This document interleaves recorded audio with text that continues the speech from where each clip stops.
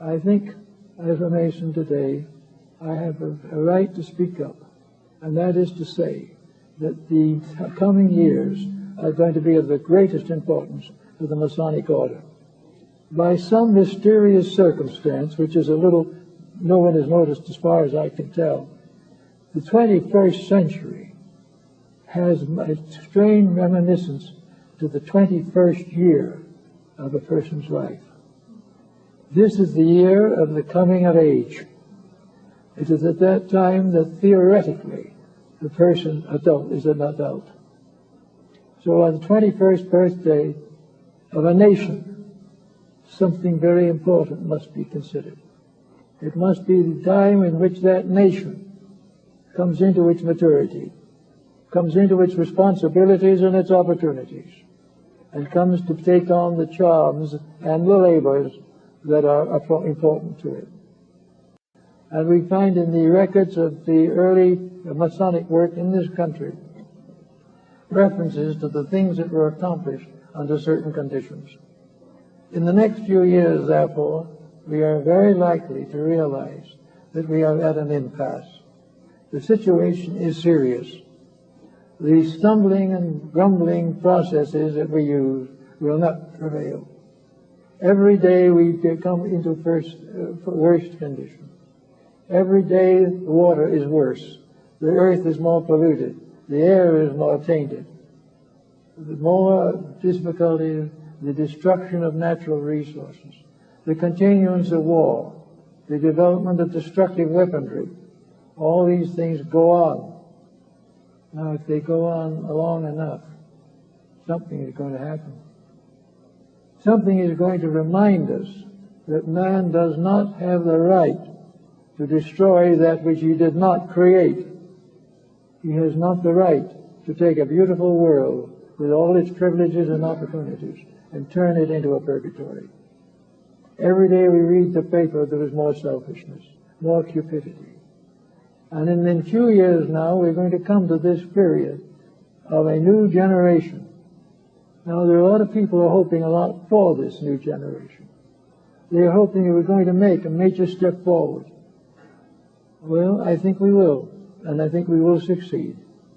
But I think it is very important that this situation should remind Freemasons that they have something to live for. They are not in something that was just an accident or an incident or for which they're paying dues. They have taken the obligations of being there when necessity arises. In the long peaceful years, they can enjoy their own way of life. But when emergency arises, it is the duty of those who are dedicated to the common good to stand firm and do that which is necessary. It is time for them to begin to work with this problem. Almost all of the secret societies of the past have been dedicated to clean up jobs. They've all come like the Knights Templars to take care of the corruptions of various beliefs and doctrines. They came to take the place of political corruption that was beyond hope. Every day, in every way, the brothers were at work, sometimes secretly but always continuously.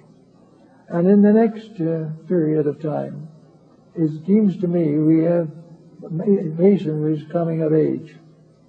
Whether we realize it or not, it has been with us in one way or another for over 4,000 years. It has led us through many desperate emergencies. It has given us the strength to do great things. It has given us Washington and Franklin and Jefferson. It has given us all kinds of disciplined support. It has given us great ideals and great hopes and great visions. And now comes the time when these have got to be put into action. There is no reason why there should not be a powerful reuniting of the light of Masonry in the hearts of every Freemason. We're not asking for treason. We're not asking for disobedience. We're asking for dedication. We're asking the nation to get down and do what is necessary and possible for him to do. To do things for his own family, do things for his community, take a new interest in his children, to become more and more aware the need for the regeneration of his literature and his art, to no longer support with a kind of a negative complacency things that he knows in his heart are not right.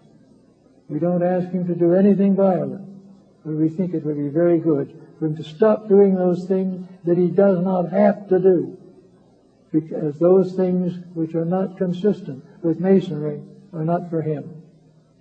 We know that a great time is coming, that Masonry is no longer going to drift along. Masonry is not going to do little nice things. It is going to keep on its great charities, of course, but it is also going to become a personal problem, a personal matter, with every Mason thinking in terms of his own son and his own daughter. Every Mason unwilling to support that which he cannot consider to be ethical. The time is definitely here, and in this coming century, we're either going to have to make this adjustment or we're going to find a very serious collapse on our hands. If we do not make this century, our natural resources will be so distorted and diminished that we will be in great difficulty. There may be more wars and rumors of wars, but these can be avoided. There can be and should be what Nostradamus' seer pointed out. He said in the closing years of the 20th century, there will be great confusion and sorrow and misery upon the earth, and great wars and troubles. But at the beginning of the 21st century, the Paraclete, the Prince of Peace, will come, and there will be a long time when the world will be in a blessed state of understanding. And to bring that understanding about, the integrities, the dedications, the beliefs, the hopes and ideals of the secret organizations of the last 5,000 years can be brought together in one definite purpose. There is one definite purpose, as we find God has given America to be free. To be free, it must be free of its own weaknesses. It must be free of a sort of lazy situation that is not mindful of the sale of munitions to other nations, that is not able to control the development of these destructive forms. We can't ask, and we don't ask them to do anything illegal, but we ask them that in every way possible, when they have the choice, they stand for truth. And if necessary, stand and take a little punishment for it. Because from the beginning of time, Freemasonry has been punished for its love of truth. But out of its punishment came the United States. We were founded by Masonic treasures. We were founded by Masons. We were founded by some of the best minds of our time, the most dedicated minds of our time. We were founded by people who sacrificed much and also gave their lives in many cases. But we came through. We came through because of a definite determination that the way of light shall prevail. Therefore, it is very important to us to make sure that this light does prevail, that it goes on to help us with all the things that are necessary for us to do in order to keep this world going. Now, in this particular case, we have education to think of. And this is close to the heart of Mason. We have the great need for the restoration of idealism as the basic element of survival. We have a great need and a great determination that all these things that are happening shall be lessons well learned and not lessons rejected. As we go back over other nations and other places, we also see fine things that they did and things that we could possibly do to help. I think we can all remember with some measure the struggle of the 17th century, which was probably one of the most interesting periods. Masonry was there under its own name. There's no question about that. It was the day of the alchemists. It was the day of the Illuminati. It was the day of all the mysteries and symbols of the Rosicrucians. It was a time in which society was attempting to transmute itself. It was seeking to turn base metals into gold, ignorance into wisdom, false doctrines into truth. And a mysterious order appeared at that time. It has never been completely identified, but it published certain manifestos telling the world that there were those who were behind the scenes, who were working and would continue to work, and would never cease working until the great labor had been accomplished. The great transmutation of alchemy is the transformation of selfishness into integrity. The transformation of selfishness and all that it pertains to into the unselfish life of truth. We shall see people for the first time as brothers.